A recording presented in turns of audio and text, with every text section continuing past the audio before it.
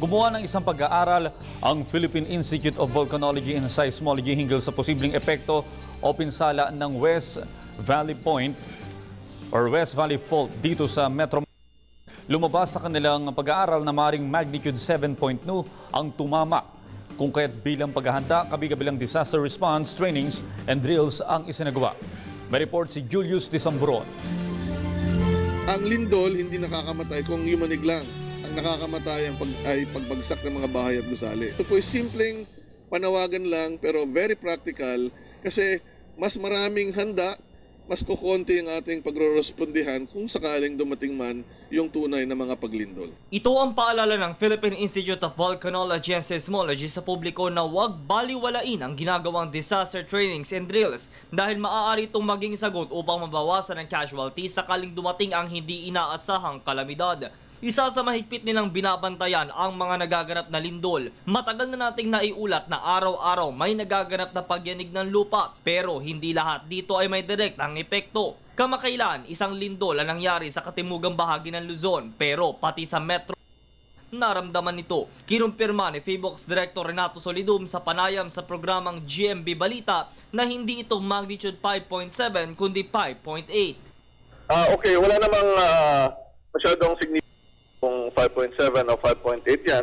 Talagang nag-assess kami ng magnitude ng earthquake with time habang mas maraming data ang pumapasok.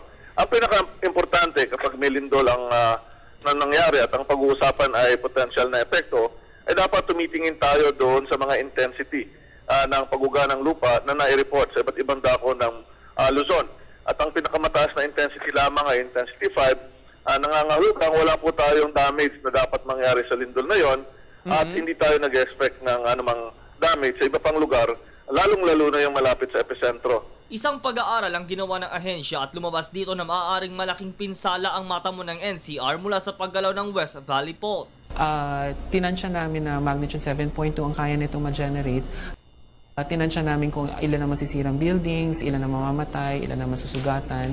And dahil doon, nagkaroon na ng maraming paghahanda ang ginawa yung iba't ibang ahensya ng pamahalaan, as well as of course yung ating mga kababayan. Yes. So ngayon, medyo in-update na namin yan kasi 2004 pa yung pag-aaral na yun, yung Metro Manila Earthquake Impact Reduction Study. Sa kabila nito, maiilan pa ding minamali ang impormasyong dapat ibinabahagi sa lahat gaya ng ilang terminolohiya. Ayon sa ahensya, magnitude ang siyang enerhiyang inilalabas ng lindol habang intensity ang siyang epekto ng pagyanig sa isang individual o istruktura. Ang binibigay ko laging analogy dyan yung boksingero. No? So yung boksingero, yung lakas ng suntok niya, yun yung magnitude natin. Yung epekto dun sa kalaban, yun yung intensity. So magkakaiba yung effect sa isang lugar, depende na rin kung gaano kahina yung building, kung saan siya nakatayo, very hazardous ba yung tinatayuan niya. Of course, mas malaki yung intensity level. Taon-taon, ginugunita ng bansa ang anibersaryo ng July 16, 1990 Luzon earthquake na kumitil ng marami nating kababayan. At sa mga oras na wala pang kalamidad, importante ang ipaalam sa sambayanan ang tamang gagawin. Duck, cover, hold, at don't panic. Knowledge, for example, knowledge at universities is developed in silos. Yes. Geologists know about geology.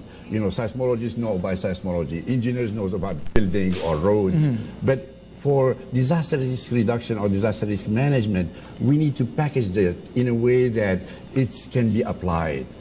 You can plan at your own level. You can plan with your family. Ang advocacy natin ay mapalawak at sa lahat po sana ng ating mga kababayan, maging seryoso po tayo sa paghanda sa lindol. Ang unang kailangan gawin, siguraduhin maayos ang mga bahay at gusali upang hindi sila maging dahilan ng pag-epekto sa ating mga buhay. Para sa Telebisyon ng Bayan, ako si Julius